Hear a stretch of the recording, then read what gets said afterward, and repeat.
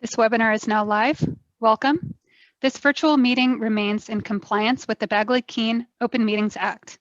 As such, there will be the ability for public comment on all agenda items at the end of the meeting. If you wish to provide a comment, please indicate so by submitting your request in the Q&A field, and we will unmute you to comment publicly in the order comments are received. Comments will be held to a strict 3 minutes per person. Lieutenant Governor, Madam Chair, the floor is yours. Thank you very much, Secretary Desai, and welcome. This virtual meeting remains in, oh, sorry, I'm reading your part. I hereby call this meeting of the International Affairs and Trade Development Interagency Committee to order. This committee has been established by Governor Newsom pursuant to Executive Order N-08-19. The purpose of today's meeting is to review and to inform the public about recent activities undertaken by our state agencies and departments with international partners, and to hear public comments that can help us guide and prioritize our future international engagements. So as we usually do, we are going to go through one by one all of the members of this committee and hear reports. We will do that, but first we are going to call roll. So Secretary Desai, would you like to proceed with the roll call? Thank you, Lieutenant Governor. I'll start with our Vice Chair, Dee Dee Myers, Director of GO-Biz. Here. David Hochschild from the Energy Commission. Karen Ross from CDFA. Wade Crowfoot from CNRA. Undersecretary Angela Barranco, but present for CNRA. Thank you. Mark Ghilarducci, Cal OES. Present. Jared Blumenfeld, Cal EPA. Present. David Kim, CalSTA.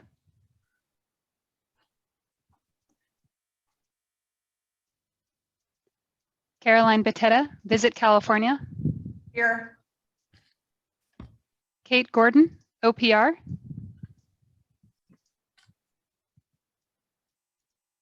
Leanne Randolph, CARB. I'm here. Lieutenant Governor, a quorum is established.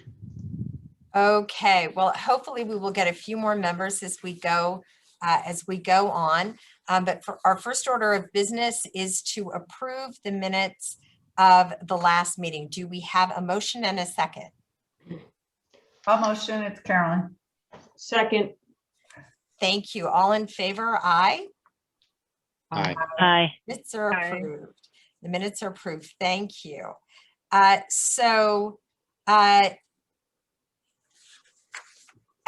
we open and wait for others to join us, I'm going to start with some brief comments.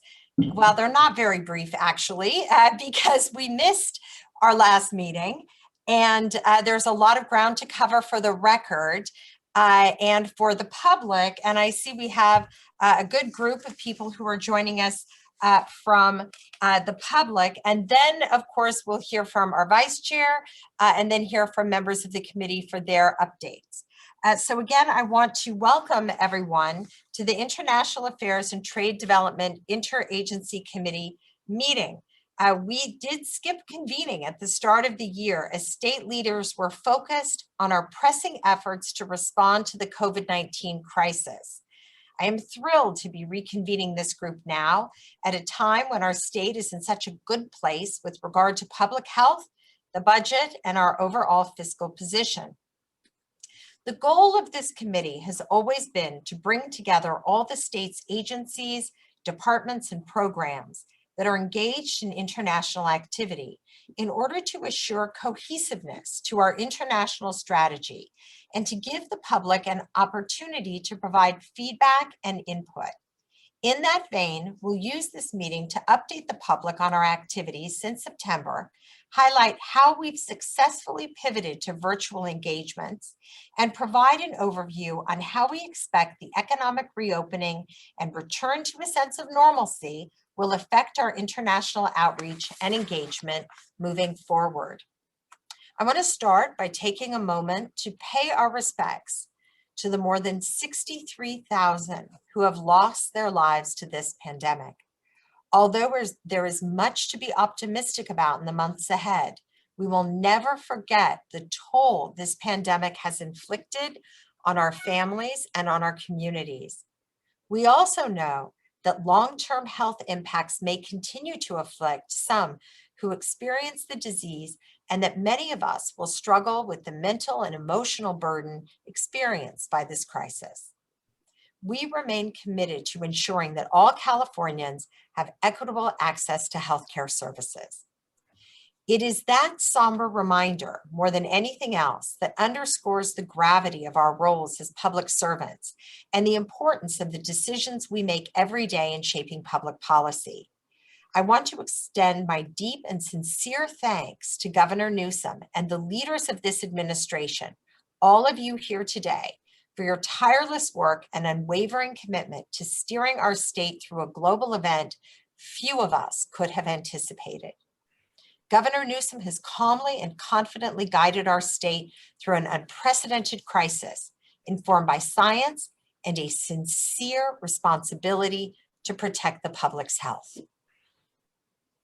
Some of the things that I would like to note as to where we are now, thanks to the governor's leadership: California has the lowest transmission rate in the country.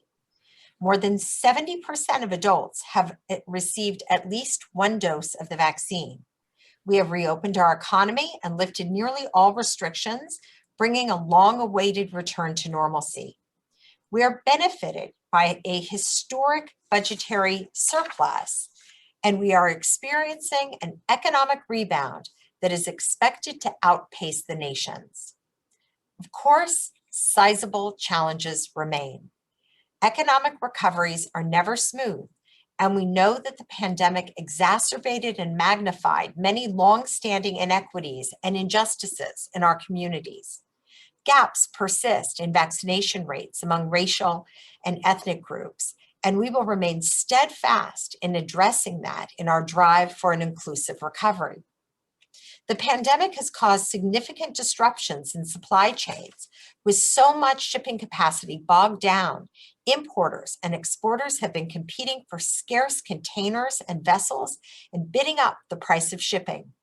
The cost of shipping a container from China or East Asia to the West Coast has tripled since 2019, according to some estimates. We also know that some industries, including the leisure and hospitality sector, will recover more slowly because of the depth of its declines.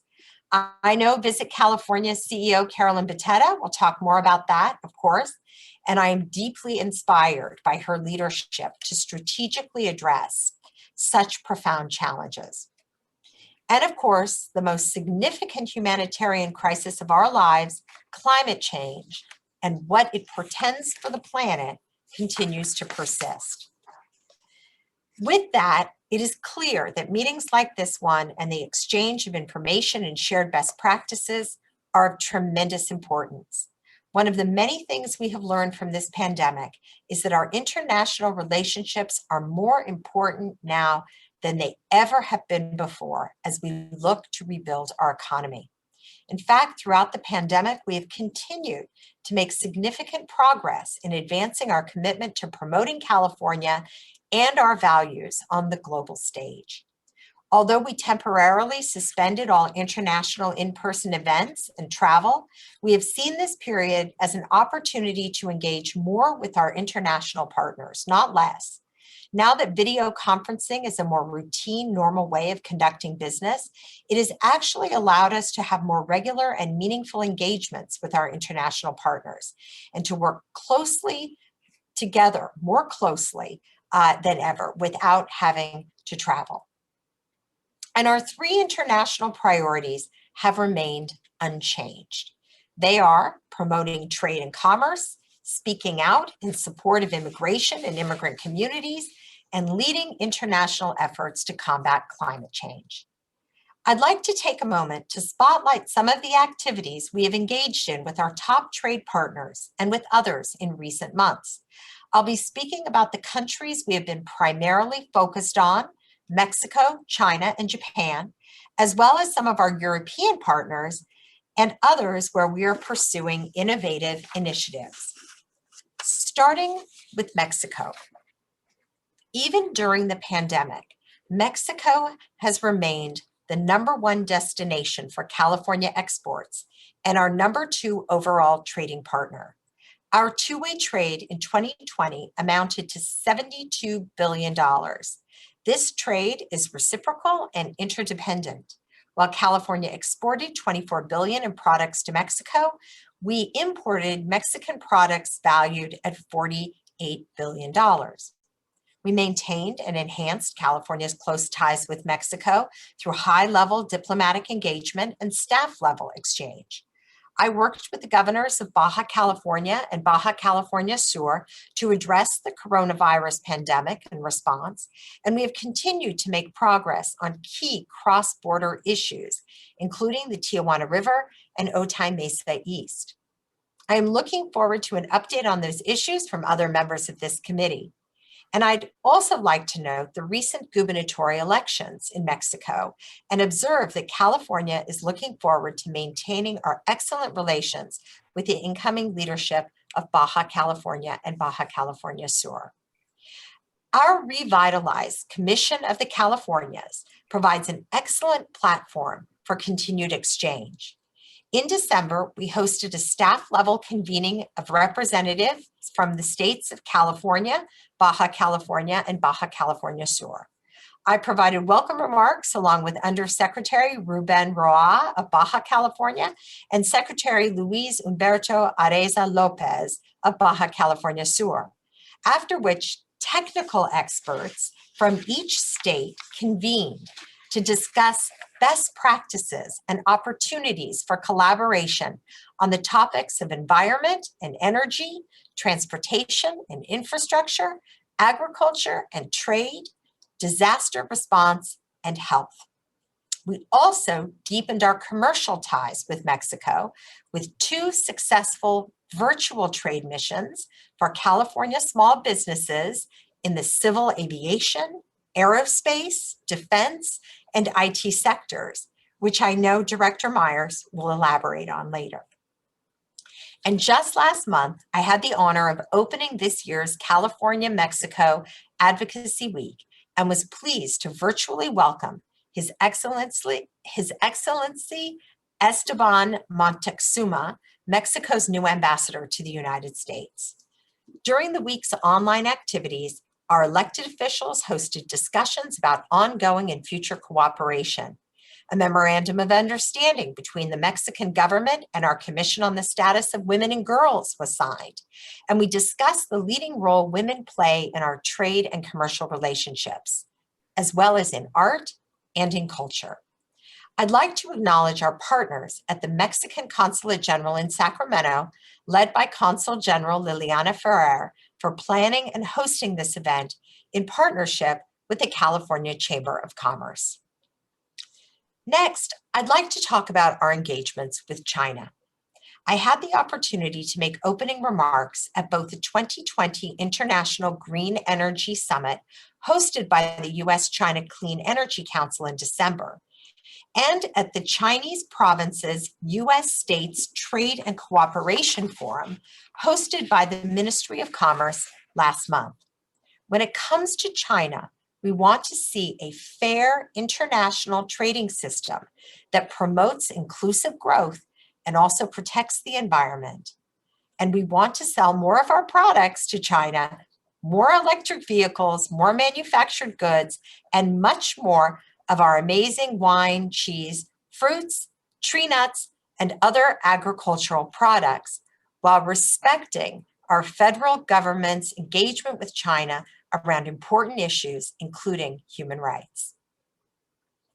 Japan remains one of California's most valued international partners, and in the past year, our relations have grown even closer in spite of the pandemic that has changed our lives.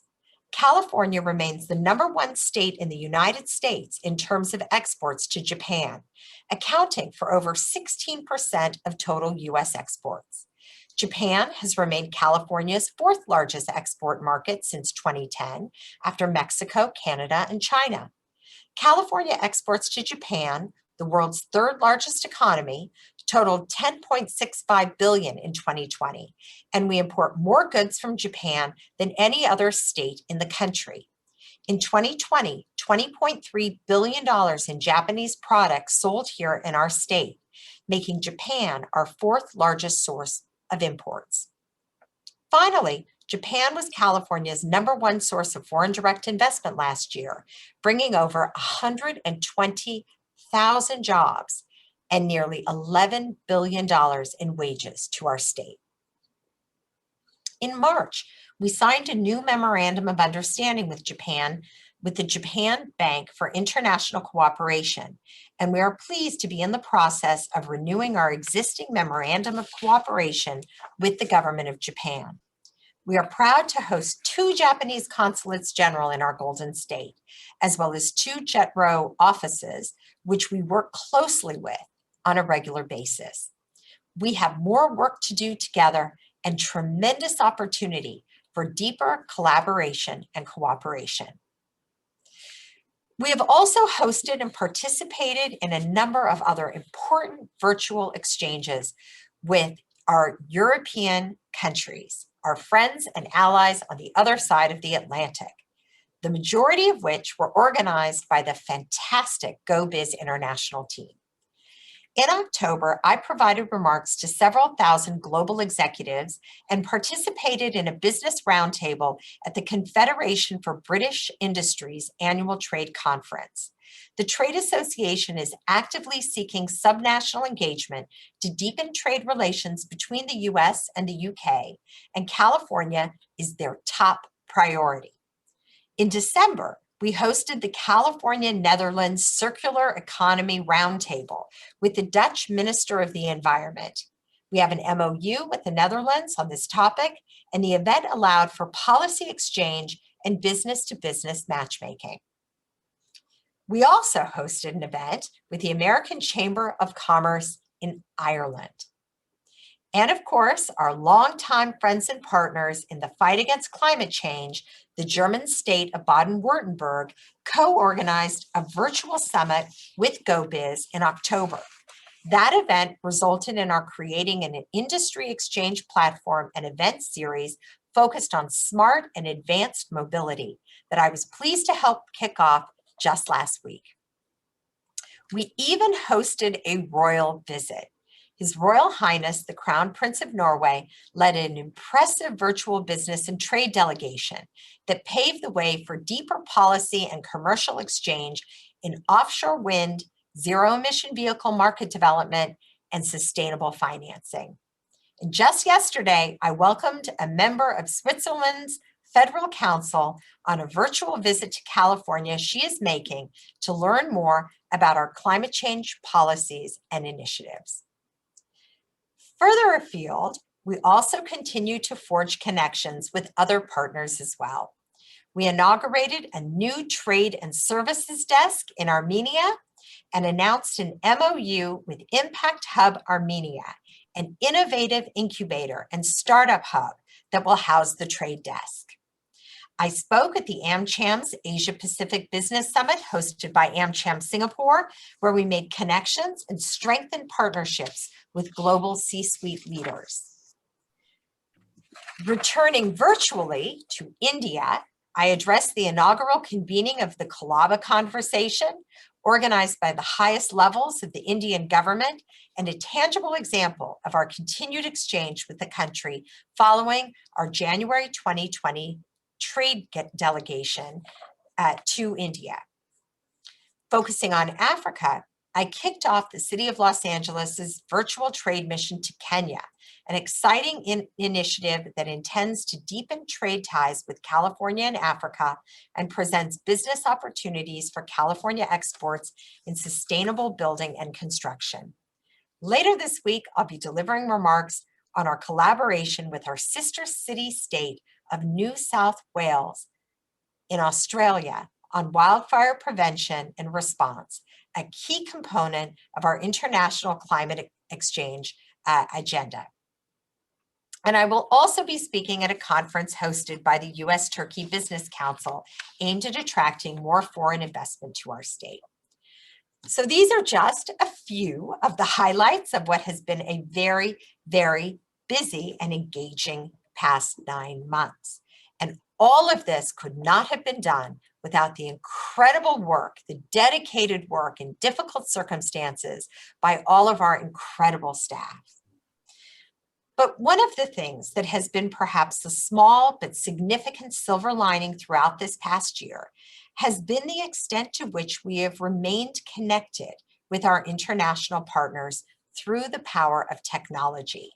We've seen the efficiencies we can achieve when we exchange ideas, explore new ventures, and conduct business in dynamic virtual settings.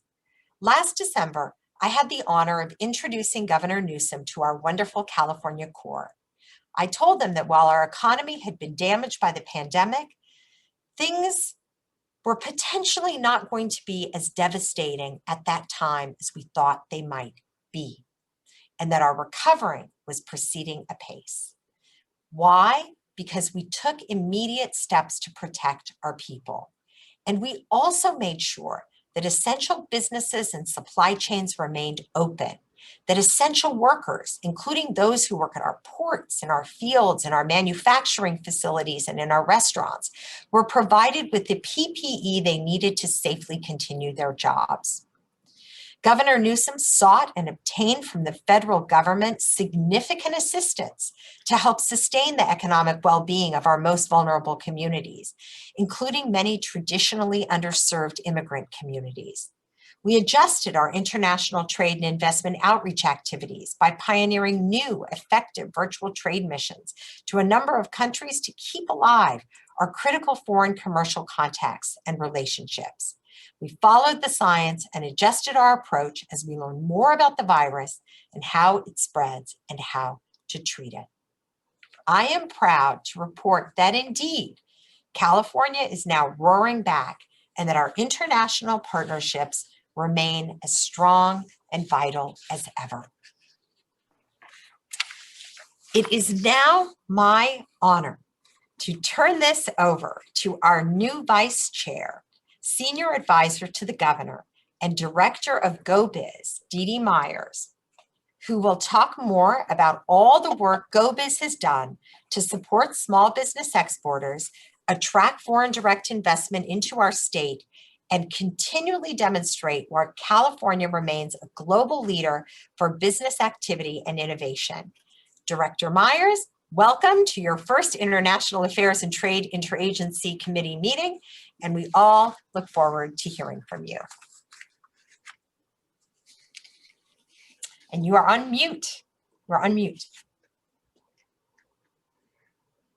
Sorry, you'd think 15 months into this, we'd be past that. But thank you, Madam Chairman. I've managed to unmute myself, and I'm delighted to be here, as you note, for my first meeting of this body. So thank you for your comments, a really breathtaking tour of the world. I'm delighted to be here. I joined the governor's team in December of last year in the midst of obviously the pandemic and the recession. We're still battling that, as Lieutenant Governor so aptly described, but we've made tremendous progress, and I'm very, very grateful to have been able to be part of the work in the last 6 months, and obviously much work went on before that to move California to the state where we could reopen a week ago today, June 15th, which puts us beyond the blueprint, beyond most of the distancing requirements, beyond masks for most of us. So very grateful to be here at this moment. I'm just very pleased to be here with the rest of the committee to hear more about what each of you is doing with response to our international partners in response to COVID-19 as we look ahead. And I'm very proud to be able to give you a recap of the incredible work that the GO-Biz international team has done.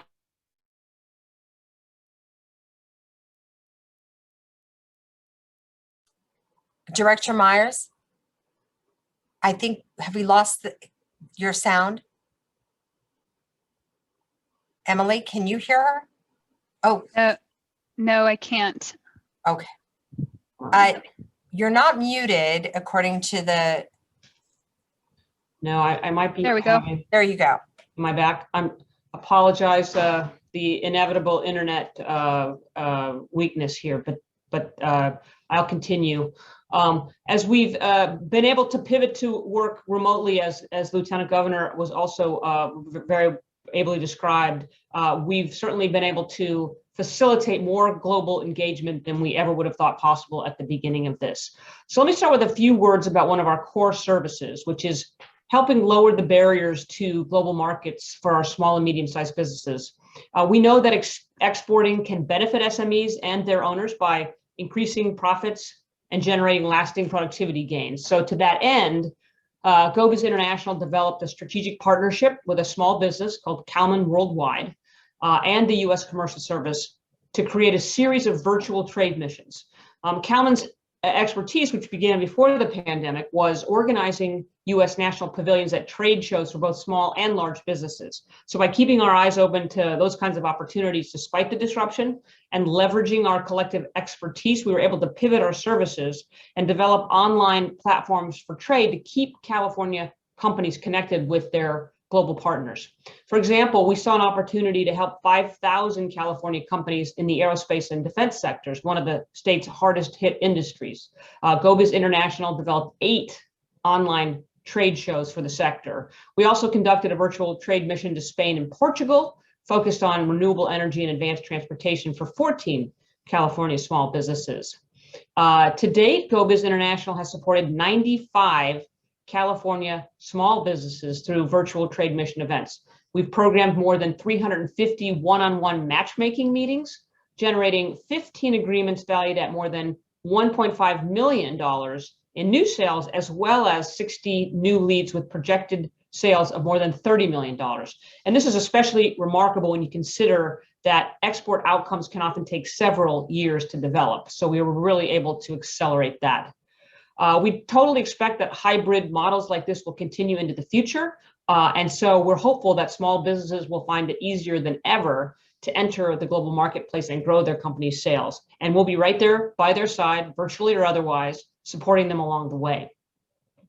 With regard to foreign direct investment, we've also been busy showcasing California as a top-tier business destination and connecting directly with hundreds of companies around the world who are interested in expanding into our state. The investment attraction portfolio has shifted very effectively to the virtual world. And even though there are a lot of areas in which we look forward to going back to in-person engagement, there's obviously going to be an ongoing role for that. There are also many attributes of virtual activity that we'll be happy to keep working as we look to the future of foreign investment attraction. Among those is the single location promotion program we developed in partnership with our friends at the U.S. Commercial Service. These are webinars aimed at a virtual business audience made up of vetted leads that the federal commercial experts on the ground have helped to solicit. So far, we've hosted events in Italy, Spain, South Korea, and Canada, and we'll be hosting another one in Singapore next month. And through that process, we've reached over 300 pre-vetted global businesses, and our team was able to share specific actionable resources on growing businesses in California. The SLPs are a new tool in our foreign investment attraction toolkit. The federally organized Select USA Investment Summit, however, has been the key event for foreign investment attraction since 2015. That event, as you all know, brings together states and territories with more than 1,000 pre-vetted foreign investors from around the world. So that is really an important audience for us. This year, it was virtual for the first time, and GO-Biz International led a delegation that included 18 organizations from across the state, Humboldt to the Imperial Valley, along with sector experts in ag tech, life sciences, and manufacturing. Our delegation was able to engage with dozens of international investors looking to bring their businesses to California. So really a very successful engagement. Governor Newsom, Lieutenant Governor Kounalakis, and myself contributed recorded content, and we developed promotional videos and marketing materials on strategic industries, including film, biopharmaceuticals, manufacturing, technology, and zero-emission vehicles. The last item I want to mention on the foreign investment front is the statewide report on foreign investment produced by the World Trade Center of Los Angeles in partnership with GO-Biz International. The data from this report, which many of you may have seen, is absolutely critical to targeting our foreign investment attraction efforts going forward. In 2020, there were more than 18,000 foreign-owned firms in California, employing more than 700,000 Californians and paying more than $64 billion in wages. That was a slight reduction from the previous year, about 30,000 fewer jobs, 250 fewer firms, and $1 billion less in wages from 2019. But given the circumstances, that was a remarkable achievement in and of itself. And as the economic recovery gains steam, we're receiving more outreach from international companies interested in California, and we're helping these businesses land. A few recent successes. We supported an Italian marketing company that's currently hiring in Los Angeles. At Select USA, we received confirmation from an Eastern European aerospace company that they're launching in California. And we helped the Middle Eastern beverage company and an Asian grocery store with site selection. So again, a number of activities across sectors. We know that so many businesses, including those that are foreign owned, choose to start or expand in California because of our world-class logistics infrastructure. And our state's exporters depend on that infrastructure to ship their products around the world. Over the course of the pandemic, that includes ports, of course, ports were deemed essential early on, and they remained fully open and operational throughout. So helped to ensure that essential goods reach consumers despite the complexities that they faced. The ports continue to play a critical role in the state's response and recovery from the pandemic, including distributing personal protective equipment to the public, proactively testing and vaccinating their workforce and their local residents. Our team has participated in the state's critical infrastructure task force led by Secretary Kim and the food supply chain task force led by Secretary Ross to help identify solutions that will support the ports in addressing COVID-related challenges, but also longer-term issues. In the diplomatic sphere, under the leadership of Lieutenant Governor Kounalakis, GO-Biz International supported an array of virtual activity that advanced what we all know to the outsized influence of California on the global stage. We partnered with Cal Recycle and the Dutch government, which the Lieutenant Governor mentioned, to develop industry roundtables and businesses and business matchmaking designed to advance California's circular economy, particularly in construction and urban planning. And as she also noted, we signed an MOU with Japan Bank for International Cooperation, JPIC, this March, which focuses on enhancing our strong trade relationship, and it intends to strengthen collaboration on climate and the development of high quality infrastructure. We also, as the Lieutenant Governor noted, signed an MOU with Impact Hub America, which that was last month, bringing trade and services, a new trade and services desk to market that will foster additional economic cooperation and developments in Armenia. Again, Lieutenant Governor mentioned that the royal visit of His Royal Highness from Norway, that was an excellent visit. As part of that, GO-Biz signed an MOU with our Norwegian equivalent, Innovation Norway. That partnership presents incredible business opportunities, not only for our engagement with Norway, but with the Nordic region overall. And just last week, we kicked off a new virtual industry exchange platform with our partners in the German state of Baden-Württemberg.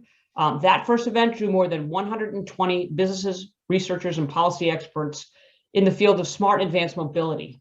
The platform includes a business-to-business matchmaking component, and it's our hope that joint ventures, new export opportunities, and other commercial partnerships will develop. The pivot to a virtual world that we've seen at global scale would not have been possible without California's innovators. Our companies have allowed the global economy to keep moving. It's that simple.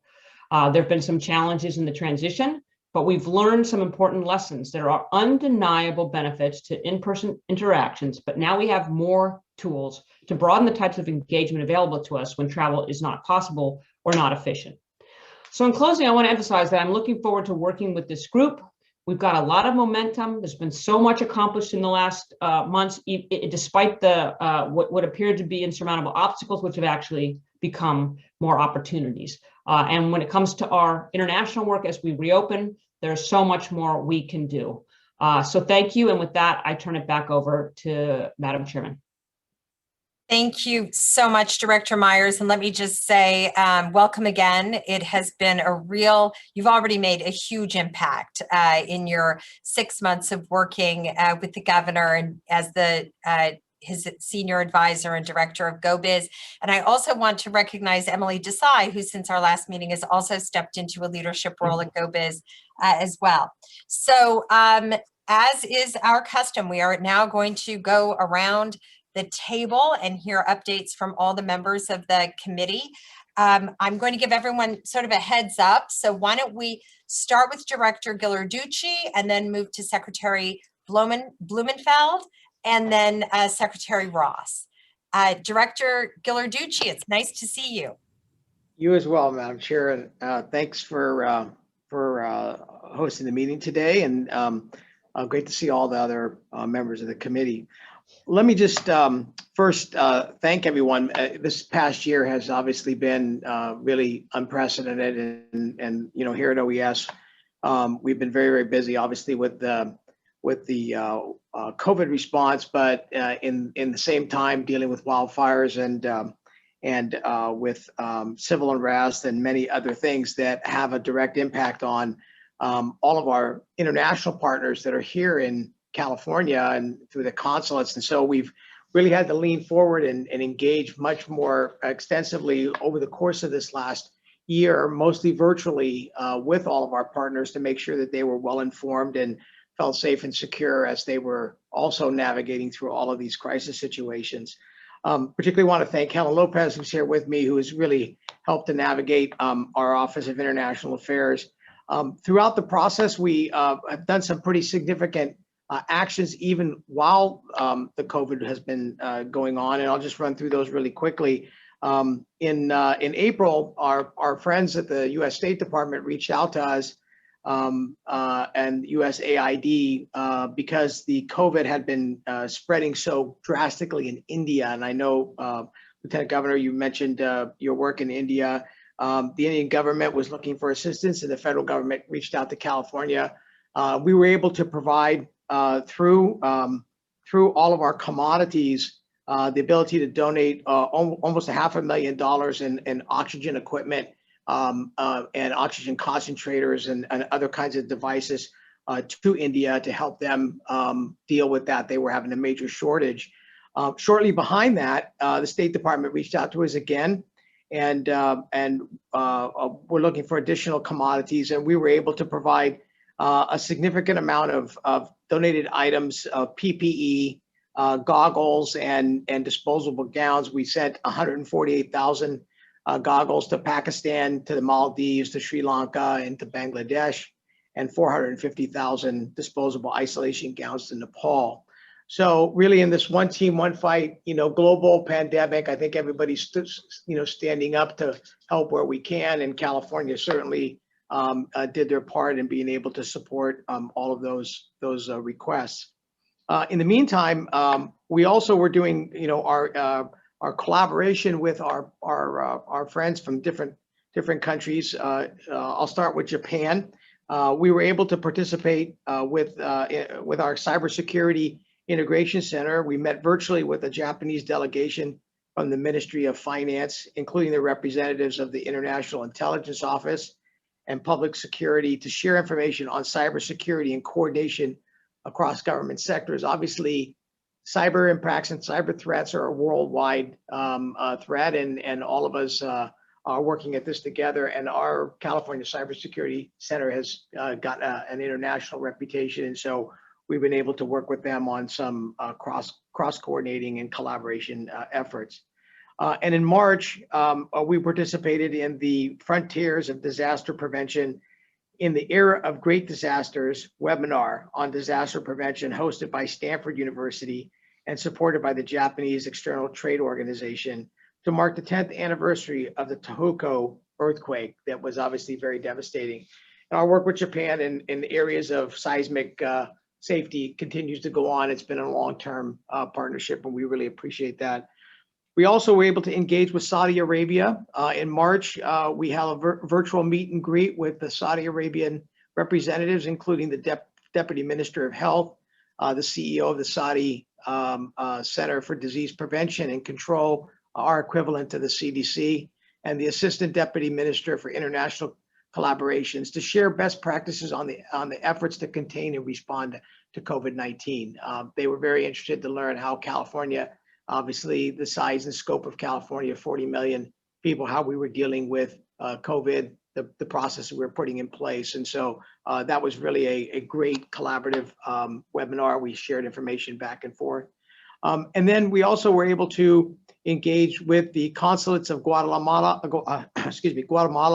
Honduras, El Salvador, Brazil, and Mexico, where we were able to exchange information and situational awareness regarding the migration at the southern border. And as you know, we are managing a large operation along the southern border in Imperial, in Riverside, and San Diego counties with our federal partners at Border Patrol and Customs and Border Protection to be able to deal with the humanitarian effort of folks coming across the border.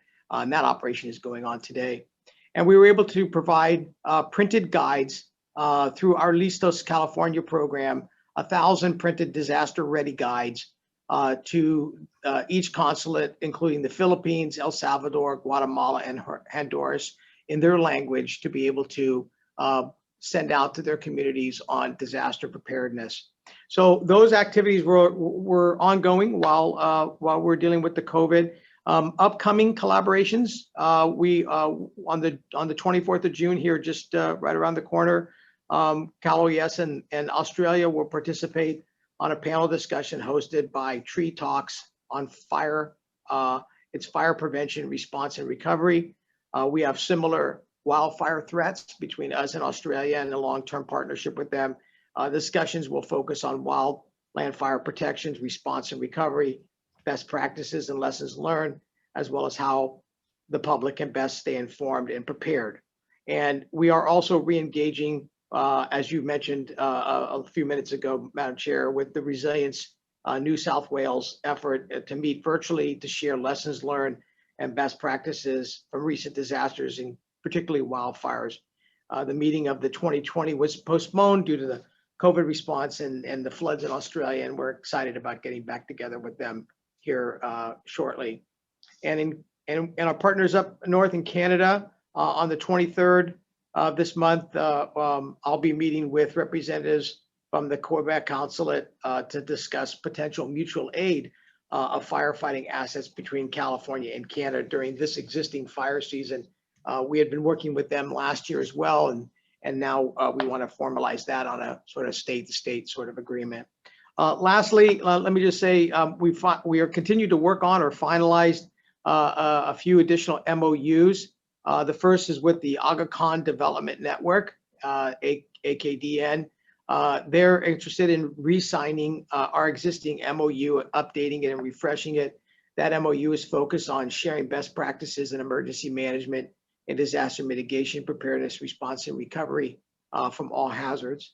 And in Mexico, we continue to work with the Mexican consulate on an MOU between the Ministry of the Governance of Mexico through their Civil Protection Office, sort of the equivalent to FEMA or DHS at the national level, focused on high-risk prevention and disaster management.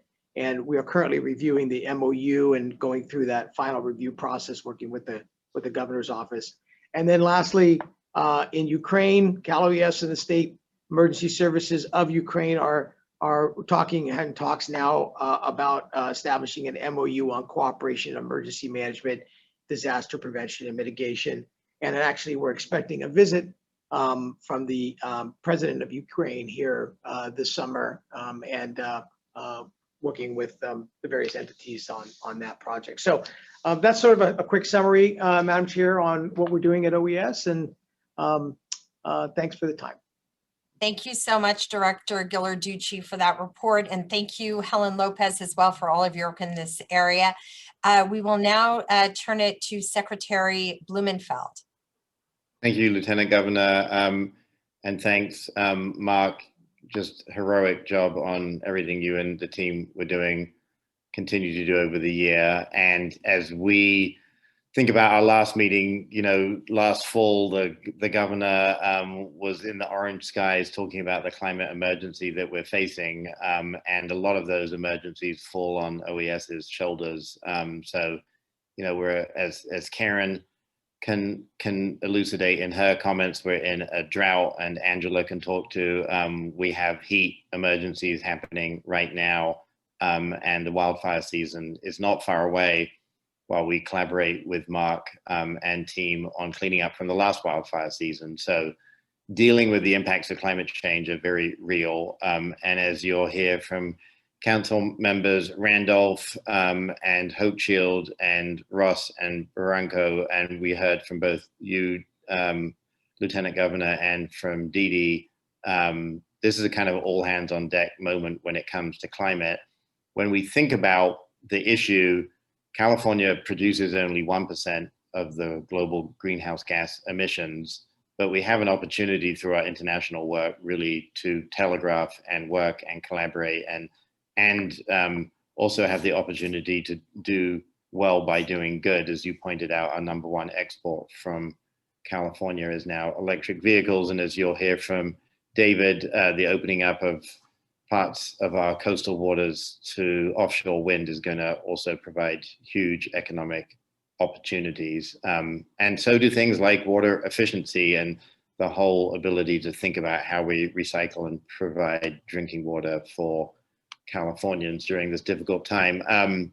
Because it's been quite a while, I won't endeavor to articulate all the things that have happened, and we also have a great team here from which you will hear about many of the activities.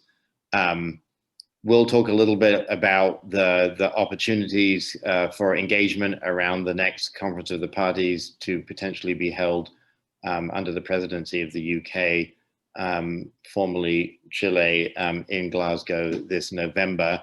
As we know, and has been mentioned, the incoming Biden-Harris administration really at the beginning of this year had a huge sea change role in how we as a nation and even a state view our climate goals. And so that re-engagement process with our federal partners has been a real boost and shot in the arm to all of us and to the hopes of moving the climate agenda forward.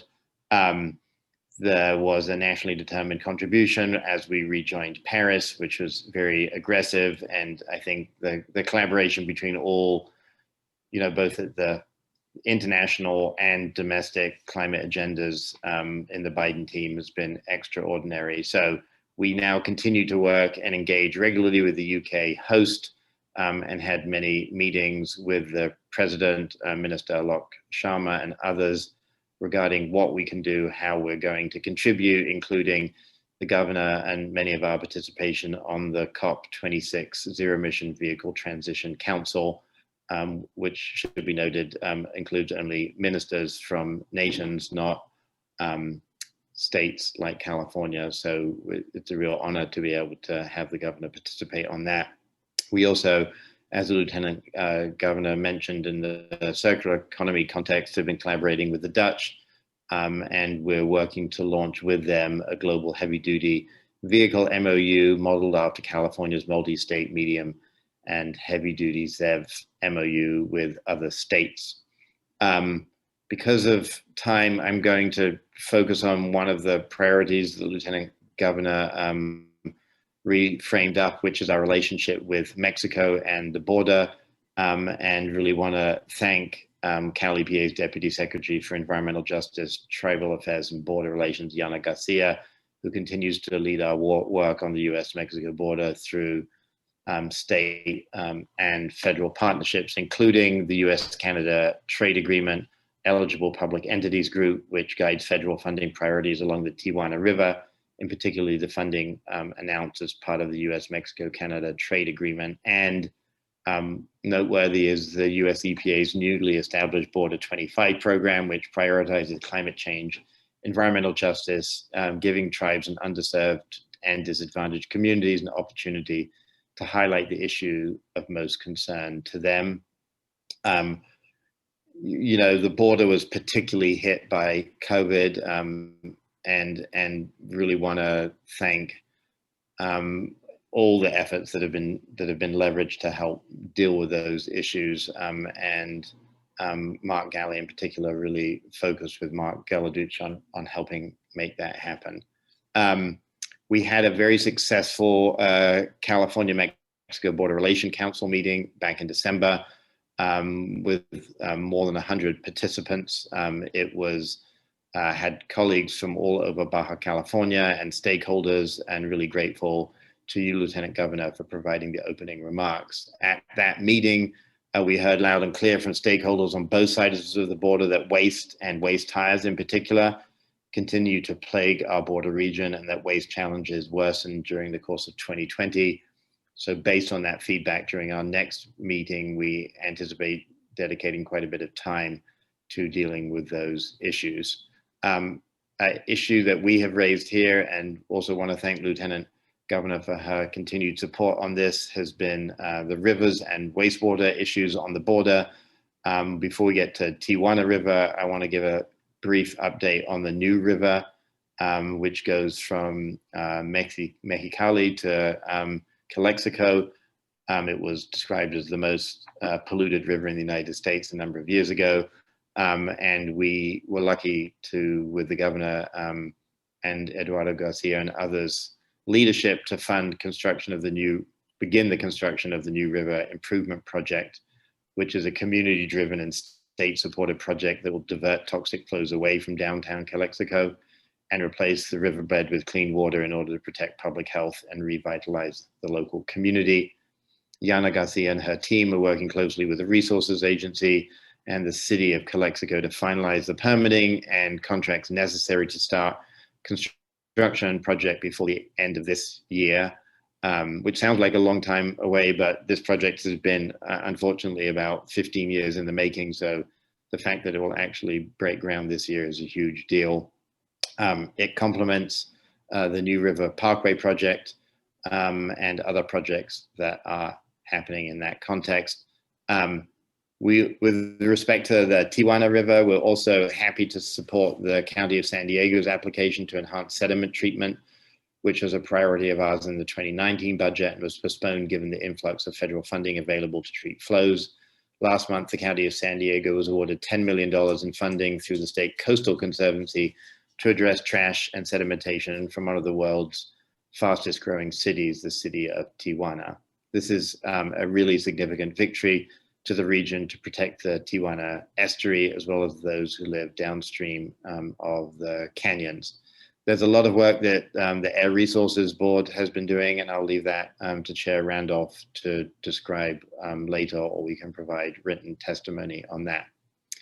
Over the next 3 to 6 months, we're looking forward to delegations resuming and in-person visits and engagement on the following priorities. With Semanat in Mexico, we're continuing to work with members of the administration to renew our MOU with Mexico's Ministry of Environment and Natural Resources. We're still waiting approval from Mexico's Ministry of Foreign Affairs, but we look forward to finalizing the renewal of this important MOU in the coming months. There's a number of continued exchanges in partnership with CEC, which you'll hear from Chair Hochschild. As was mentioned by the Lieutenant Governor, exciting news. It seems like the June 6th elections in Mexico and Baja California means that Baja will have their first new and female governor, Marina de Avila, which would be extremely exciting. And we look forward, as with the rest of this group, to building relations with the new administration. And with that, just want to thank you, Lieutenant Governor, for keeping this flame alive during many dark days and making what we all thought could only be in person, you somehow magically turned into virtual, including this meeting, and look forward to resuming our actual face-to-face meetings in the very near future. That concludes my remarks. Thank you.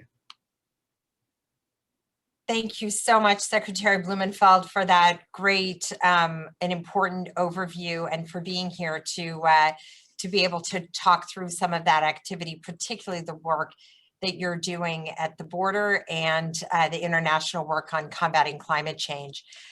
We will now turn to Secretary Karen Ross, followed by Secretary David Kim, who I think is joining us by phone, and then CEO of Visit California, Carolyn Batetta. Secretary Ross. Thank you, Lieutenant Governor. It's a pleasure to have a couple minutes to talk about my favorite topics, food and agriculture, both with regard to trade as well as to the work that we're doing on climate smart agriculture. And I wanted to first start with a thank you to you, Lieutenant Governor, and to you, Director Myers, for the collaborative engagement and leadership on helping to bring the parties together around ports, shipping lines, and agricultural stakeholders. Obviously, COVID had a number of disruptions in our national supply chain, and some of the issues with our ports continue. We followed that up with the State Board of Food and Agriculture meeting, and Director Myers-Frank is always great, and he was very helpful in that meeting, and I look forward to that kind of continued engagement to just keep people coming together to address these things collaboratively. So I wanted to call you out and give you special thanks for that. On the ag trade front, like we've already heard from everybody else, we may have been homebound, but virtually we've been able to do a lot of business. And when I say we at the Department of Food and Agriculture, everyone here knows that I mean Josh Eddy, who is the executive officer of our state board and handles all of our international work, is a person who in all hours of the day was continuing to connect California businesses with prospective buyers from all over the world. And so I don't even want to think about what his schedule at home has been like this year. On the ag front, we hosted so far this year 8 virtual setups where we were able to introduce over 100 companies to prospective buyers. These have all been pre-vetted so that we know that there's going to be good chance of follow through from that.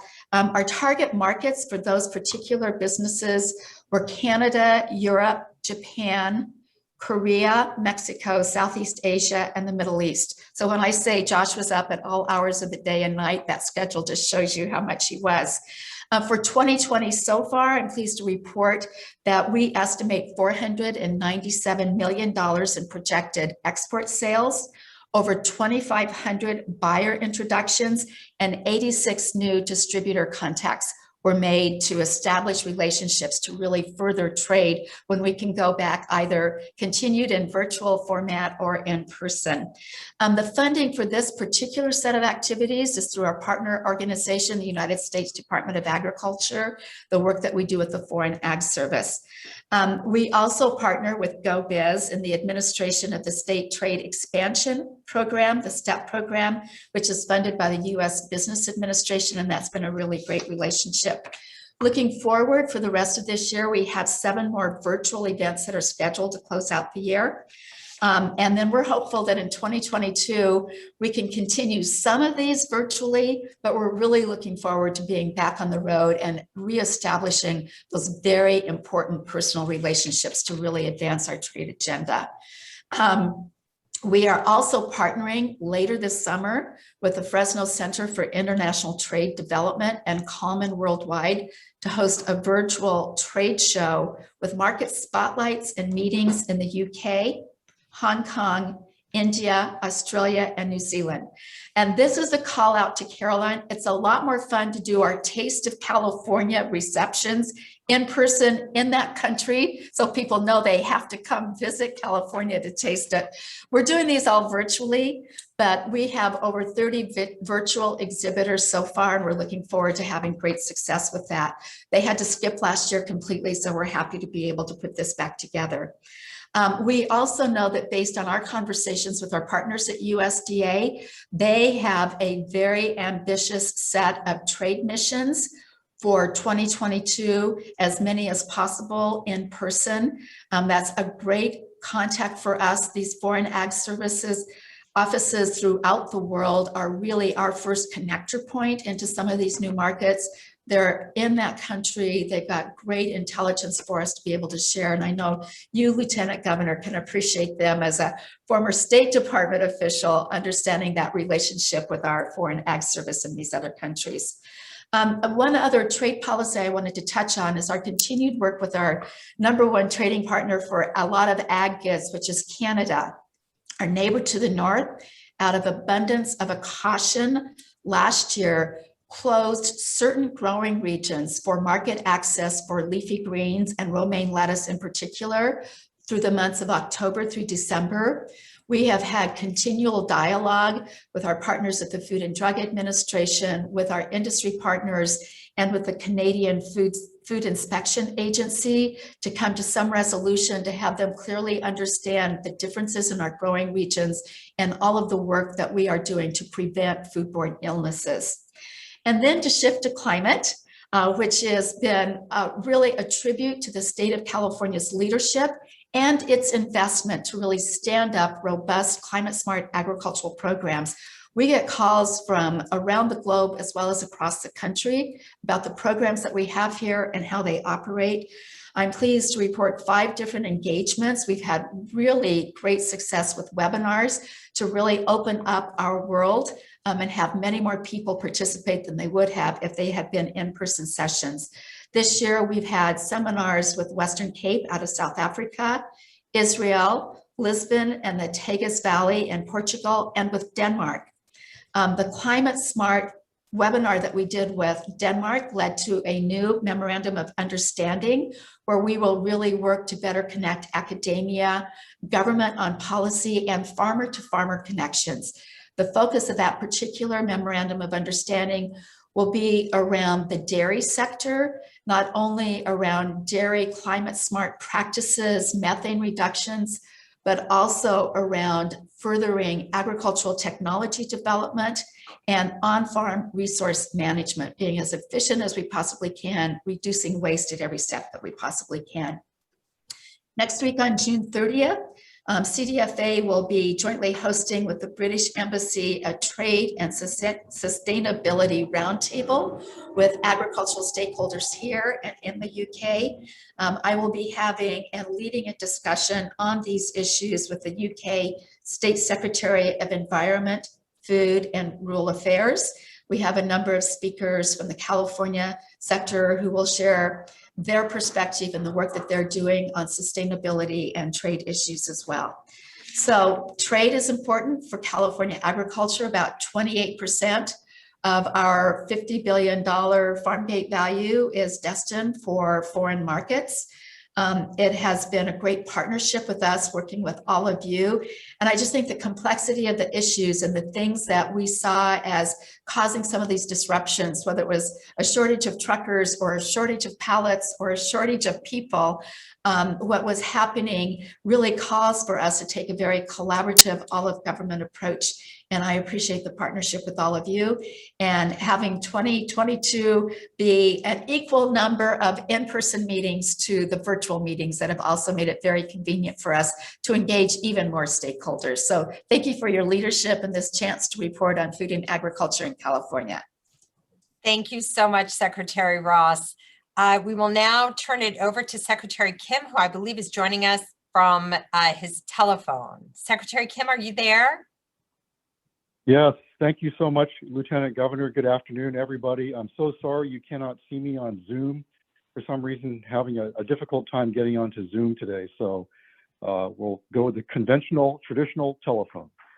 A number of things happening with CalSTA, a lot of international engagements coming up in the next few weeks, and I want to touch upon 3 quick items. First is Otay Mesa East Port of Entry. The Lieutenant Governor did a great job highlighting the critically important trade relationship between California and Mexico. It is a dynamic, vibrant, thriving relationship. And if we're going to keep it going, we need to do even more to facilitate the movement as well as people between California and Mexico. And so therefore, this brand new port of entry, Otay Mesa East, is now under construction. And I'm really happy to say that the Lieutenant Governor and I will be in San Diego next week to sign an MOU between the government of Mexico, the state of California, and all of our regional partners on the US side of the border to deliver Otay Mesa East. And I think, as I mentioned earlier, adding a new port of entry will have a huge impact in keeping this important trade and economic relationship vibrant and moving forward. It's going to reduce vehicle wait times at the existing ports of entry by roughly 50% on opening day, and that in turn will greatly improve air quality and reduce GHG emissions in the region. So the MOU we're going to sign next week will do a number of things. It will set project delivery milestones. It will identify the location of tolling facilities on the US side, and it will also establish a framework for developing toll revenue sharing policies to finance the project on both sides of the border. Now, over the past few months, I've been personally engaged with the Mexican Secretary of Communications and Transportation to work through the many details of the MOU. So I'm really thrilled to see the MOU now move to the execution phase. In terms of the project itself, roughly $565 million has been committed to Otay Mesa East. And on Capitol Hill, we were able to work with the California congressional delegation to get an earmark added to the Surface Transportation Reauthorization Bill, specifically for Otay Mesa East. It's a $12.5 million earmark, and it's a great demonstration of support for the project. Also, the roadway that will lead to Otay Mesa East, known as State Route 11, is well under construction and good progress is being made. And when it's completed in a couple of years, it's going to embody a bunch of technological features like flexible lanes, dynamic tolling, and real-time information on border wait times. Definitely a 21st century road deviating from roads of the past. So Lieutenant Governor, it's going to be a great event, and I look forward to being there with you next week. I also wanted to mention, and I think the Lieutenant Governor and Director Myers and Secretary Ross all touched upon this, we've been keeping a very close eye on port congestion issues that are receiving national attention. I won't get into all of it because this is a very complicated issue that involves a vast array of supply chain actors in the private sector, as well as the public sector. And this is also a worldwide phenomenon. We're talking about global supply chains. Consumer demand around the world has dramatically changed as a result of the pandemic. But clearly the pain is being felt here in California, including and especially with the agricultural industry, as Secretary Ross mentioned. And so Lieutenant Governor and others, I'm so glad you touched on the issue during your opening remarks. So you're probably asking yourself, what are we doing about it? Well, we're doing a number of things. First, I recently met with Commissioner Carl Benzel of the Federal Maritime Commission. We had an excellent dialogue and talked about the FMC's open fact-finding effort that's now underway to look at these very complicated supply chain issues. Commissioner Benzel may be coming to California in August to meet with maritime stakeholders, and I may be joining him for some of these meetings.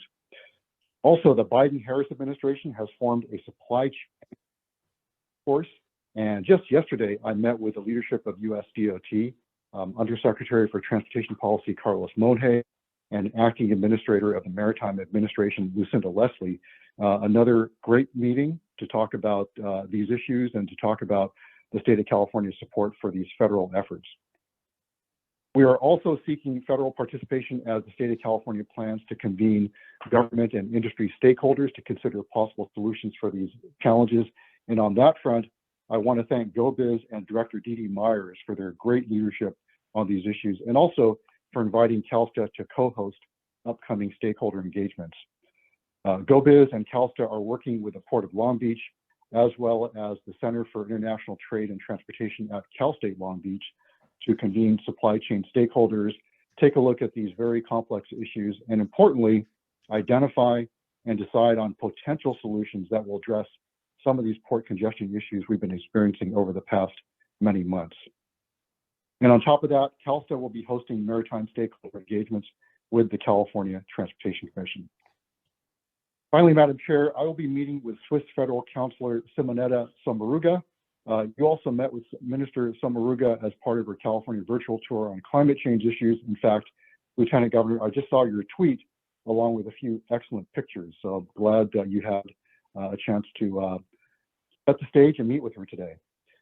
So the minister and I will focus our time on rail and public transportation issues. We will talk about public transport development projects, rail development network, hydrogen fuel cell trains, and transport electrification. Looking forward to a great discussion and exchange of views and ideas with the minister. So with that, Lieutenant Governor, thank you so much for the time, and that concludes my update. Secretary Kim, thank you very much for that great update and report. And if I can just underscore the work that you're doing on Otay Mesa East, that is a big part of why the governor convened us in this kind of a forum so that we all know what the major priorities and work that's going on. Because for all of us and all of our engagement with Mexico, which is clearly our most important international partner, it's very important for all of us to know, Secretary Kim, of the important work that you're doing to get that border crossing done. Because as we all know, there are two sides of the border. And as we do our part on this side of the border, it's important for all of us, from Director Ghilarducci to Secretary Ross to everyone on this call, to know that the Mexico side has got to build their side in order for this crossing to work. So having it all top of mind, recognizing that it is important for commerce and trade, it's also extremely important for air quality and the environment, is really very helpful. So thank you for that report, Secretary Kim, and I'm sure we all can agree that we stand ready to assist as you work on that extremely important project. So thank you, Lieutenant Governor. Appreciate that. We will now go to Carolyn Beteta. Then we'll turn to Angela Barranco, Undersecretary Barranco, and then to Chair Leon Randolph. Carolyn, hello. Hi, thank you so much, Lieutenant Governor, and really appreciate your leadership and engagement even during these challenging times. It's been great to hear everybody's report today. I don't think anybody has skipped a beat, even though the challenge on the international front has been particularly high during COVID. You've given me a sense of boost and energy as we go forward, actually this coming fiscal year, and reopen those international markets from a travel and hospitality standpoint. Just as a point of perspective, pre-pandemic, international travelers were very high value consumers for California. As a matter of fact, in 2019, international visitors represented only 6% of the total visitation to California, but 18% of our overall expenditures in travel spending. Roughly $28 billion pre-COVID was spent by international visitors. Frankly, our largest service exporter for California. So a very important component to our overall economic fabric. As a matter of fact, our urban cores, our gateway cities, were hurt the most out of COVID. I think in some of my conversations with many of you, you know that COVID actually was 10 times worse than 9/11 for the travel and hospitality industry. Our unemployment rates were twice that of the Great Depression in this sector. It was a huge impact, and those gateway cities bore the brunt of that. And so international reopening those markets provides hope for those gateway cities that were hit hardest, because 77% of total international spending actually took place pre-COVID in San Francisco, Los Angeles, and San Diego. As you all know, Visit California had a robust international network with representation in 14 key markets prior to COVID, that being Australia, Brazil, Canada, China, France, Germany, India, Italy, Japan, South Korea, Mexico, the Middle East, Scandinavia, and the UK. And so we, unfortunately, due to COVID in March of 2020, our international relations and international development came to a halt. As you know, we're funded by the industry. We saw a precipitous decline in travel spending, actually 55% drop overnight, and that had an equal impact to our budget situation. So during that time, we basically kept a candle in the window, if you will, with those offices, and primarily in our 3 high volume markets of Canada, Mexico, and the UK. But I want to note from a competitive standpoint, just in contrast, many of our domestic and global competitors retained full international marketing resources. continuing their promotional messaging and setting the stage to dominate international market share and plan a faster comeback when the time is right, which is at this point. As the global vaccination rates increase, the good news is the probability of the US border opening to non-essential international travel also increases. I will say we are well positioned, even though we do understand the competitive threat, to lead international recovery marketing efforts for the California tourism industry. Much appreciated the incredible leadership and champion of this issue, Lieutenant Governor, for your help on the stimulus for the travel industry, as well as the help that you provided, Director Myers, and of course, Secretary Ross also weighing in. It will be a game changer as we look to this year. While 100% of that stimulus funding is going to open up those domestic markets, both in-state and long haul, it will allow the industry funded to start to invest in our international markets to get a jump on the competition that I stated as well ahead of us. So there is benefit, even though we are putting 100% of stimulus domestically. That is the right thing to do to capture low-hanging fruit, but those industry dollars, we can throw the net out further. And we have a board meeting coming up next week, so the board will be considering the plan of work for next year here in the next few days. So with that, though, we've been engaged in our advisory committee network and our industry partners, and we are focused on those high volume markets, Mexico, the UK, and Canada, as the first points of activity for international development, as they're showing early signs of recovery and could potentially bring immediate ROI to California from an international perspective.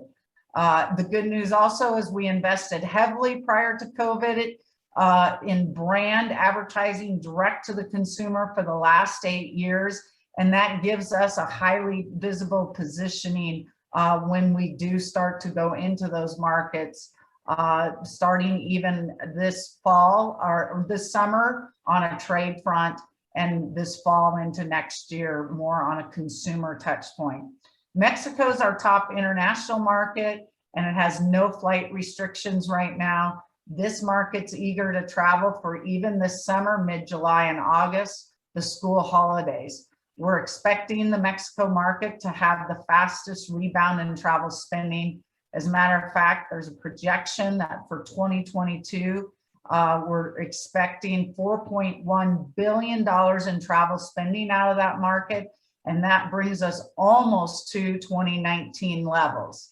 78% of travelers plan to travel in 2021 out of this market, and 41% say the USA is their destination of choice.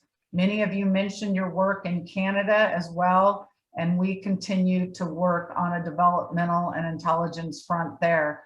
Both the Western and Eastern provinces are very important to us for a strong year-round market to California. Many of you are familiar with the snowbird market that has high impact spending for California. We've historically seen strong airlift and length of stay out of this market, so it's critical for recovery. Land border reopening may be a reality as early as July 21st, given that the Prime Minister's milestone for 75% of their respective population should be vaccinated. They're getting close. They're currently at 64%. Currently, Canada just started letting vaccinated travelers travel to the USA without quarantine when they return home. That's really helpful and gives us some optimism. We're also working with a major airline partner in that market, Air Canada, and we're seeing the seat capacity increase on a month-to-month level.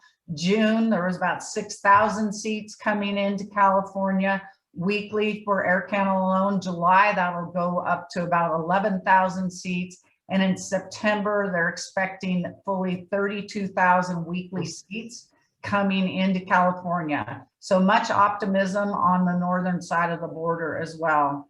The UK obviously has had a strong affinity for California, and with current restrictions placed on the UK travelers for popular European destinations like Greece, Spain, and Italy, and many of their favorite long-haul destinations like Australia and South Africa, this gives California a short-term competitive advantage, particularly because we've invested so long direct to consumer. So with that, we will start to look at priming other international markets in the coming months, particularly France and Germany in the fall, perhaps China in late 2021, Australia, Japan, and South Korea in 2022. We're deploying the same matrix we used during COVID for our in-state audience, where we're looking at economic factors, public health factors, as well as consumer sentiment, where we should be pushing and pulling levers as we start to re-enter those markets. So looking back, like many of you mentioned, we did continue to keep up relationships with our trade partners in these key markets through virtual trade outreach. We introduced a new international trade newsletter. We continue to educate the California travel industry with our Around the Globe series, and as well as virtual sales calls like many of you in several of these key markets. I'm pleased that we do have a proposed schedule of trade shows back on the calendar for next year, and we're continuing those discussions with other activations like airline support lift. We've got to get the international airlines to expand capacity into the market because that is the key to success as we go back into these markets, for example. And finally, putting a layer of responsible travel messaging is very important. We've budgeted that as a proposal that we'll be taking up with the board because sustainability is first and foremost in our mind as we start to bring these markets back into California. We want to make sure that we try to every extent possible to avoid too many people at one place at the same time. Many of you have heard the term over tourism used globally, and that is something that we can now try to more actively direct due to the earned and owned digital channels. Even platforms that we're entering like TikTok gives us the ability to, quote, spread the love around the state, making sure there's economic vitality, but responsible travel. So more to come on that front, but again, we'll lead with our key messaging, all dreams welcome, as we enter the international space. Once again, we're thrilled to be working with all of you on that front, and finally doing it in person.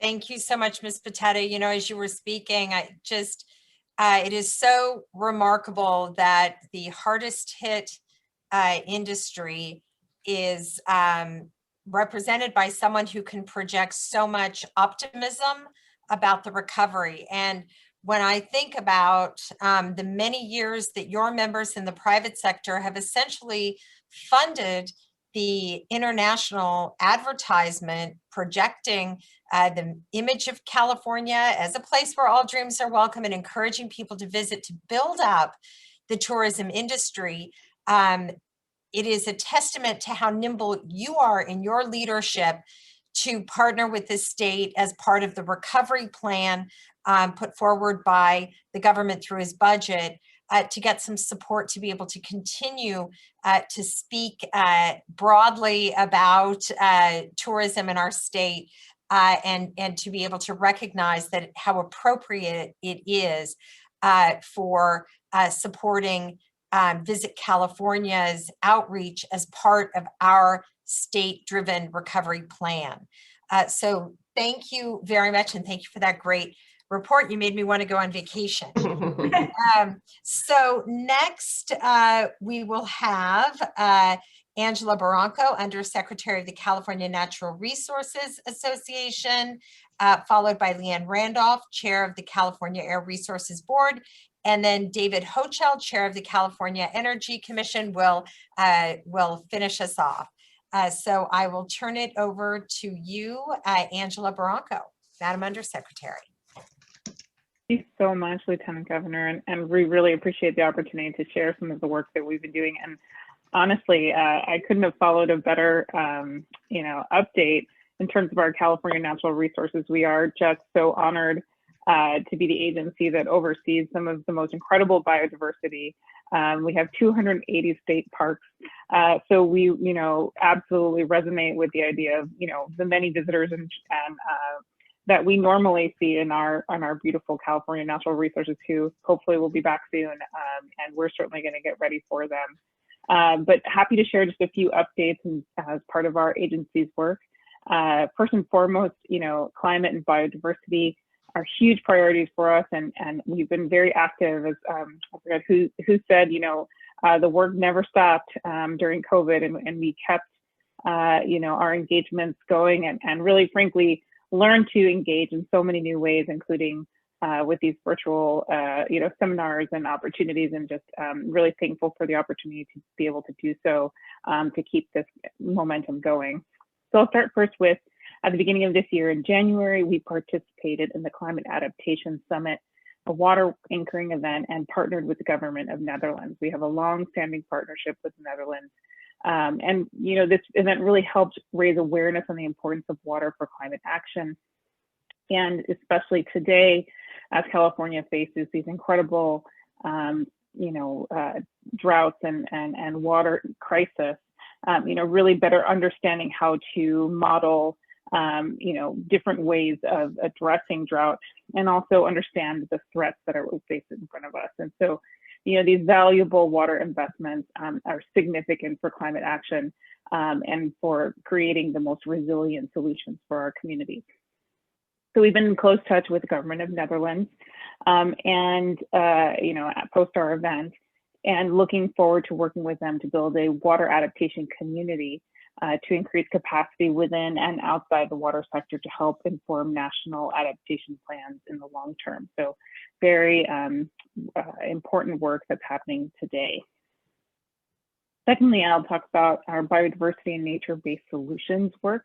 Last month, the California-China Institute hosted a dialogue on biodiversity and nature-based solutions, which we were a part of. And as part of the dialogue, our agency participated on a panel with a representative from the Chinese Ministry of Ecology and Environment, who is point for the upcoming biodiversity COP, which is taking place later this year in October.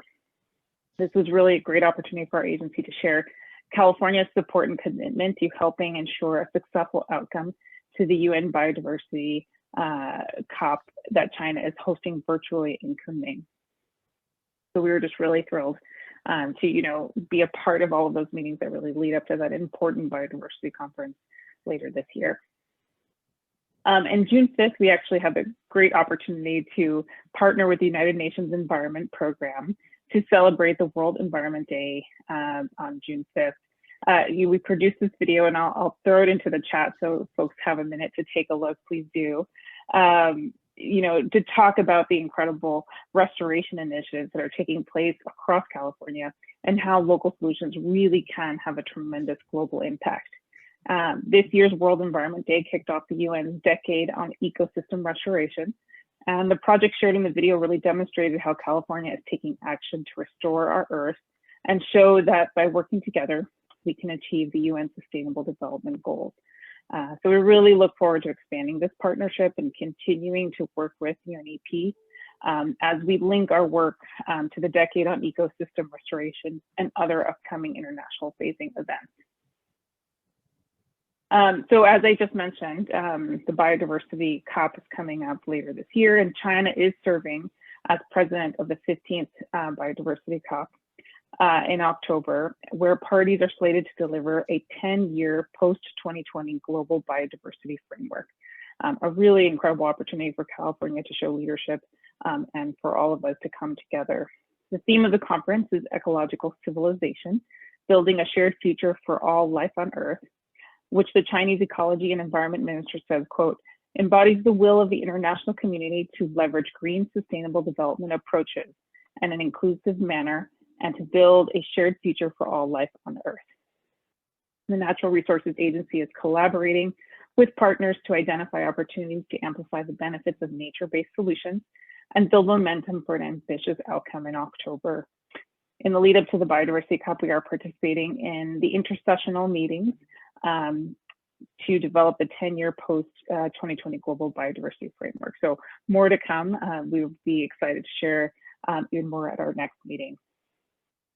Specific, just a couple more points on the Climate COP that is coming up. The UK is serving as president of the 26th Climate COP in Glasgow in November. And policy priorities identified by the COP president's team include clean growth, which includes road transport and innovation, green finance, nature-based solutions, and adaptation and resilience. The Natural Resources Agency is supporting California's international climate engagement and preparing to actively engage on issues related to climate resilience, nature-based solutions, and ocean and climate action. Our agency has also participated in a number of events to support advancing the international discussion on these issues, including the 2020 Race to Zero dialogues last November, hosted by the Under 2 Coalition. During that event, our agency helped to elevate states and regions as critical actors taking on ambitious climate actions, specifically around the role of nature-based solutions to achieve net zero emissions targets.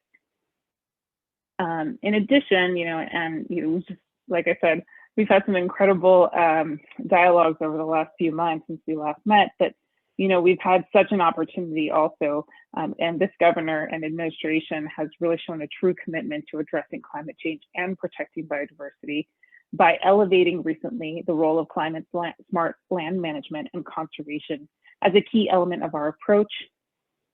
Governor Newsom signed an executive order last year in which he committed to conserving 30% of our lands and coastal waters by 2030, and elevated the role of lands as a key pillar of our climate agenda to achieve carbon neutrality and build climate resilience.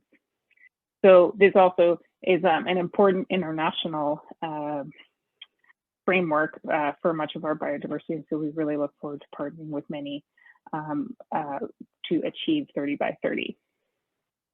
Additional actions in our landscapes that deliver climate and biodiversity benefits include food and water security, as Secretary already mentioned, protection against extreme heat, sustained economic prosperity, and increased equity. So there are many, many strong points here for us to work together with our international partners. And I believe many have mentioned, but within the governor's California Comeback Plan, there was a budget specifically to be able to address drought, climate resilience, wildfire prevention, and forest resilience, really critical investments in our biodiversity and infrastructure that will pay huge dividends in the future. Additionally, we're going to be collaborating on an international scale, particularly with CAL FIRE around wildfire prevention. Cross our fingers, and obviously a huge partnership with OES to ensure response and recovery. And a lot more work is going to be going into this space, obviously, throughout the year. And as we advance the California Comeback Plan in the context of our international engagement, one big piece that involves welcoming our international partners and visitors back to California. So, just to kind of dovetail again, we at Natural Resources Agency just love to tout our incredible natural resources within California, and just really are excited for many to come back and visit the beauty of California and all of our natural spaces. So with that, I'll just wrap and say thank you so much for the opportunity for us to share some of our work, and we're just really excited to see what the rest of the year brings, and to continue this wonderful momentum to protect biodiversity and our great natural landscape. So thank you. Thank you very much, Undersecretary Barranca. We will now turn to Leanne Randolph and then David Hochschild. Leanne, welcome. I think this is your first meeting with us. It is, in fact. So very excited to be here. Thank you so much. I'll just share with you what CARB has been working on. Mainly our sort of main focus of international activity is around climate change and zero emission vehicle policies. World leaders really are echoing the message that climate scientists have been saying for years, which is that we absolutely aggressively need to address all sources of greenhouse gas emissions globally and quickly to avoid the worst impacts of the climate crisis. And California and CARB are leaders here by achieving our 2020 greenhouse gas reduction target ahead of schedule and setting an ambitious reduction target for 2030 and implementing regulations and programs. You know, we really are trying to set a course where we're not going to solve the climate crisis on our own, but we can build solutions and implementable strategies that can be scaled and shared with the world. And the governor's recent executive order setting concrete deadlines for the transition to zero emission transportation is a great example of that. I can't tell you how many conversations I've had with folks at the international level that are really excited about that commitment and are eager to talk to us about our strategies for implementing that. So first, the climate programs. As you know, market-based strategies are one area where we have spent a lot of time and energy. We've established several thriving market-based programs, such as Cap and Trade and the Low Carbon Fuel Standard.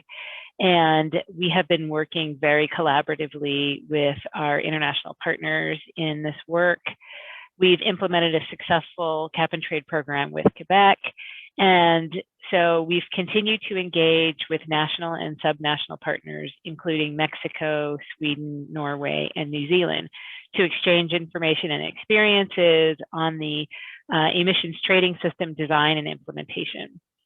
And we continue to work on important multilateral partnerships, such as the Under 2 Coalition that's been mentioned previously, the International Carbon Action Partnership, and the World Bank's Partnership for Market Readiness. And so those meetings and engagements have continued over the last year, and they've provided great opportunities to share experiences, provide capacity building on best practices for carbon pricing, including the importance of ensuring that auction proceeds can best support critical equity needs and programs. With regard to our Low Carbon Fuel Standard program, which has been in place since 2011 and supports the displacement of petroleum, in 2020, the Low Carbon Fuel Standard provided credits for alternative fuels worth approximately $3 billion. And so last year, we advised our colleagues in Canada during development of their national clean fuel standard. And earlier this year, Washington became the newest state to adopt a clean fuel standard. And we have a long-standing partnership with members of the Pacific Coast Collaborative, which is a regional agreement among West Coast states and provinces, including Oregon and British Columbia, which have clean fuel programs that were developed with California's guidance and experience. So we continue to engage on those issues as well. Switching to zero emission vehicles, we've partnered with Canada via an MOU to jointly advance zero emission vehicles in light duty and heavy duty uses. And we're excited to see Canada recently announce that they are pursuing ambitious vehicle standards. And we look forward to continuing that partnership and continuing our conversations, sharing strategies about how we're going to be implementing the executive order. We work with the International ZEV Alliance and the Transportation Decarbonization Alliance to further support partners worldwide moving forward with these efforts. The International ZEV Alliance, with its member jurisdictions, is working to refresh their pledge for reaching full transition to zero emission vehicles in time for COP26. And most recently, the Alliance's work streams have focused on supporting jurisdictions with 100% targets and sharing information about the needs for charging infrastructure. We're also excited that members of the Under 2 Coalition are advancing further fleet decarbonization efforts across their public fleets. And the proliferation of international alliances on transportation decarbonization speaks to the remarkable momentum for change driven both by our pressing needs around climate change, but also the recognition in the industry that automakers are seeing the opportunities to roll out, no pun intended, a broad range of electric vehicles and compete for the growing electric vehicle market throughout the world. And so we're excited about manufacturers here in California in both the light duty and heavy duty space and the opportunities that we see there. So I wanted to, as Secretary Blumenfeld alluded to earlier, CARB has been doing a lot of work on border issues with Mexico. So I wanted to highlight some of the work that we've done in that area. Last year, under AB 617, CARB approved the Community Emissions Reduction Program for the Imperial Corridor, and that encompasses several border communities in Imperial Valley.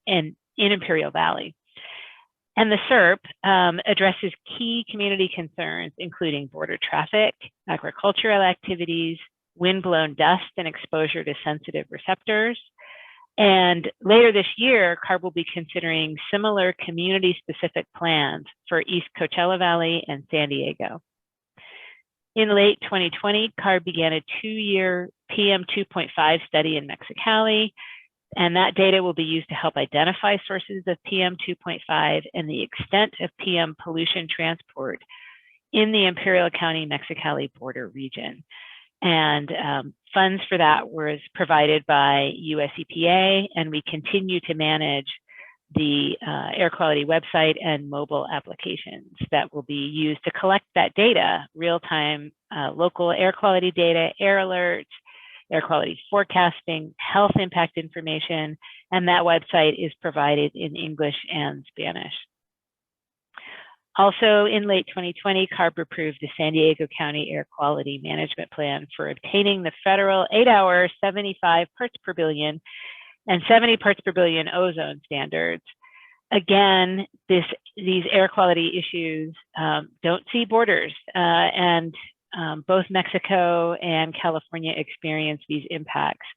So reaching attainment of federal air quality standards by 2026 and 2032 will benefit both California and Mexico. So lastly, I'll note that CARB has awarded several grants to undertake additional projects. The San Ysidro Diesel Monitoring and Alert Network Project, which established a sensor network to measure NOx, PM, and black carbon, and Purple Air sensor replacements for the city of Mexicali, which provides low-cost sensor replacements to maintain the current air quality network in Mexicali. And that provides for education and awareness and school programs in Mexicali as well. So thank you for allowing me to share our work. You know, California has been a leader in zero emission vehicles and climate policy for many years. And the more we work together, the more consistent and real it becomes to the industries that implement these policies and spur the change, not just in California, but around the world. So thanks. Thank you very much, Chair Randolph. And finally, we have Chair Hochschild, after which Director Myers, if you have some closing thoughts or questions, and then we'll move on to public comment. Hello, David. Hi, Madam Chair. Good to see you. I'll be brief. I know we're at the bottom of the barrel here. On a personal note, I turned 50 on Sunday, and my wife's parents, who are from China, gave me a printed picture of the Chinese script for the word longevity, which I was very touched by until my wife explained to me that that's typically a gift given to the elderly. So I'm feeling my age. So let me give a little recap of what we've been working on at the Energy Commission. Just beginning with electric reliability, it's a huge focus for us now. We're in another climate-driven heat event. We had last week was the first flex alert of the season, and we're expecting more. So working very closely with our partners at the PUC and at the ISO to support grid reliability. One thing I just ask all of my colleagues here today is when the flex alerts come out, to do everything you can to help distribute that message, and with the stress being on the word flex, because actually the message is not just a conservation message. We actually want to encourage people to pre-cool their homes in the afternoon, and then be in a position, if you need to turn down air conditioning if there's a flex alert that day. We're doing a 10x increase of energy storage on the electric grid this year, another 3 gigawatts of new capacity coming online this year, and we're pushing really hard to get all that deployed. I would highlight, with particular connection to the international side of things, our work on offshore wind. For the last 4 years, we've been engaging in that space, both in research and development and in dealing with all of our stakeholders and partners. And we came to agreement with the Biden administration, which the governor announced a few weeks ago, that will get us over 5 gigawatts of offshore wind on about 400 square miles off the coast of Morro Bay, enough power to meet all the needs of all the homes in LA, San Diego, and Sacramento combined. Just to give you a sense of scale, these are 15 megawatt turbines. So one rotation of the turbine, which takes 4 seconds, that powers a house for a day. That's the scale of the technology that we're doing. And it's actually a very, very low impact. I believe it's after rooftop solar, floating offshore wind is the lowest impact form of electric generation in the world. These are facilities that are 20 to 30 miles off the shore, hard to see, very, very little avian life out there. So really excited to get that going. Putting also a huge amount of work with my colleague Leanne Randolph into transportation electrification in support of the governor's executive order and our state's clean transportation goals. Our agency in the May revise has $2.1 billion. Half of that we're going to be spending on transportation electrification, building out that EV charging network across the state, as well as $250 million just for EV manufacturing. I think it was mentioned earlier in the discussion that that's now our #1 export in California. We're just getting started on that. 34 manufacturing operations around the state making electric vehicles, including electric buses being sold now to 40 states that are made here. And we're working with a number of companies on the next wave of new facilities to open and to expand. Putting as well a lot of emphasis on the lithium economy, this vision of Lithium Valley that we are funding now through research and development to build out a whole ecosystem. If you think of lithium as sort of the oil of the clean energy future, we're lucky to have a very, very significant resource in the Salton Sea. It's also the greenest way to produce and recover lithium in the world. It's a closed loop, zero waste process. And so we have a Lithium Valley Commission now, and we're funding research in this area, working with these partners as they scale up those operations. And the vision is not just to do it the right way in a sustainable way in that area, but also to attract back to California some of the missing pieces of the puzzle. We have the largest market in the country for electric vehicles and largest market in the country for energy storage. And we have the raw material, but we need that missing link of cathode manufacturing. So we're working with a number of lithium ion manufacturers to help support their investment and scaling up in California. We're also introducing a new building energy code, which will be adopted in August. The draft is out today. This is, I think, the boldest energy code that we've done at the Energy Commission, building on the last code cycle where we mandated solar on all new homes. We build about 100,000 new homes in California every year. This is going to push decarbonization even further, getting fossil fuels out of our homes, really pushing electric ready and also requiring solar now on new commercial. So really proud of that. Finally, I just closed with a snapshot of some key stats. We now have, we're coming up on 1 million electric vehicles sold in California. We're adding 650 electric vehicles a day. We're at 1.3 million solar roofs. We're adding 400 a day. And then with our investments in clean energy research and development, all these demonstration projects, a huge focus on investing in communities that have been hit hardest, disadvantaged communities, low-income communities. We're doing almost 70% of our clean energy demonstration projects are in low-income and disadvantaged communities, and a special focus on tribes. So we funded $21 million for 7 tribal clean energy microgrids and going to continue to scale into that. I would say this itself is, in addition to being bold on climate solutions and growing the clean energy economy, doing that in a way that lifts up the communities that have been hardest hit, I believe is a model for the country. And it's something that's happening across agencies, really a defining feature of the Newsom administration, and just really proud to be partnering with everybody. And also now to finally have an administration in Washington, D.C. where we're highly aligned. And so it's been a great partnership with the Biden administration so far. Thanks. Wow, well, thank you very much, Chair Hochschild, for that great and encouraging update. Director Myers, do you have any kind of concluding thoughts or questions as we get to the end of these reports?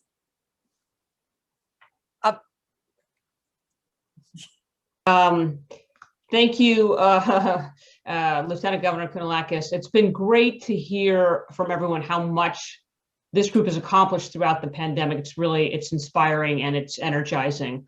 And I think you've heard a little bit about GO-Biz's international approach over the last 9 months. So I want to say a few things about what that means moving forward, and then we can move on.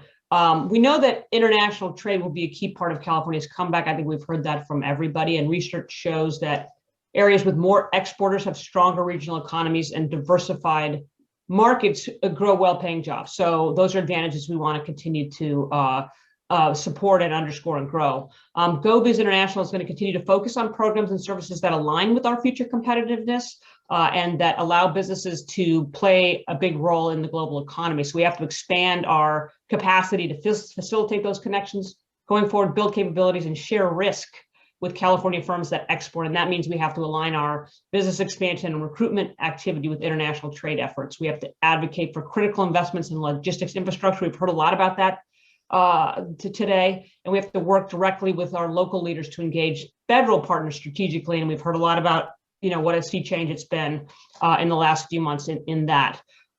So just a couple words about how we're going to double down on some of the principles. We're going to continue to, pursue cost-effective and high-impact virtual trade missions. In September, we're going to launch our 10th virtual event with a healthcare mission to the UAE and Saudi Arabia. Our life sciences sector, pharmaceutical, medical device sectors are really well positioned to provide best-in-class products to service these markets and to grow our own. We're working with the U.S.-Mexico Chamber and our friends in Baja to implement a trade mission this fall. So that's critically important. Our statewide report on foreign investment called out the importance of place branding and recommended stronger marketing campaign advertising California as the foreign direct investment state. We've already heard from Carolyn about how they're pursuing that, and they've been such a critical resource in creating the brand of California, both domestically and internationally. That's such a key part of this. And we'll also continue to participate in those webinars and industry roundtables that share our story as widely as possible. As they say, and Carolyn would know best, marketing is a contact sport.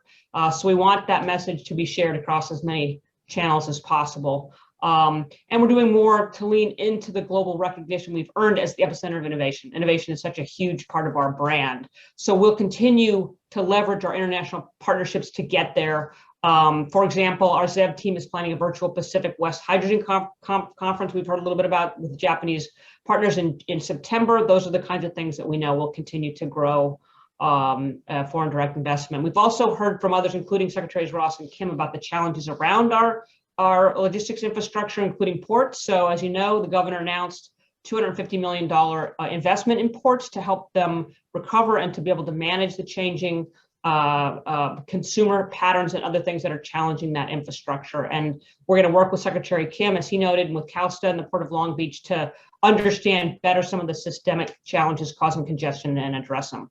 And finally, we'll continue to work with Caltrans and Sandag and others on Otay Mesa. So with that, that's kind of a look ahead. Look forward to working with all of you. I think they've been such great partners, and there's such a spirit of collaboration across this whole group. And again, I want to thank you, Lieutenant Governor Kounalakis, for your leadership on this. I think there's a tremendous amount we can accomplish with the lessons learned, so many of them unexpected, the advantages of a pandemic in being able to drive some of these new opportunities to connect with our current and future partners around the world. So thank you for that. Well, thank you, Director Myers, and to everyone for those reports, being able to share with the general public the importance of our international engagement in this way. I know there were a lot of lists. There was a lot of noting, we're doing this, but there is really no other forum, no other public forum where we're able to talk about in a holistic way all of the international work we do and why it's so important. And there is one more thing we didn't touch on, which is every once in a while I'm asked to talk about very specifically the role of subnational leadership in the world. And more than anything else, that's what we hear about when we come together during these regular meetings. And we know that not only is subnational leadership extremely important, but that Governor Newsom's leadership of this state in the world stage is extremely impactful. So now I will turn it back over to you, Secretary Desai, in case there are members of the public which would like to address the commission in public comment. Thank you, Madam Chair. If you would like to make a comment, please indicate so by writing your request in the Q&A field. We will provide you the opportunity to unmute. When we call your name, a button will display that allows you to unmute yourself. Comments will be considered in the order received, and please keep your comments to 3 minutes. Maria, can you please facilitate the first public comment request? Yes, I can. I don't believe we have any public comment at this time. All right. Well, look, I know that we have many of the members of the public who work with us, partners and friends who engage regularly. As it happens, we are almost at 4 o'clock. And so true to our other commitment that we would stay within our timeline and again, share so much information, but also do it in a very effective way, recognizing that your time, members of this body, is extremely valuable. And so I will leave it to all of you to go back to your respective offices and continue your important work until we meet again. And with that, Madam Secretary, I will adjourn this meeting. Thank you, Lieutenant Governor. Thank you, everyone.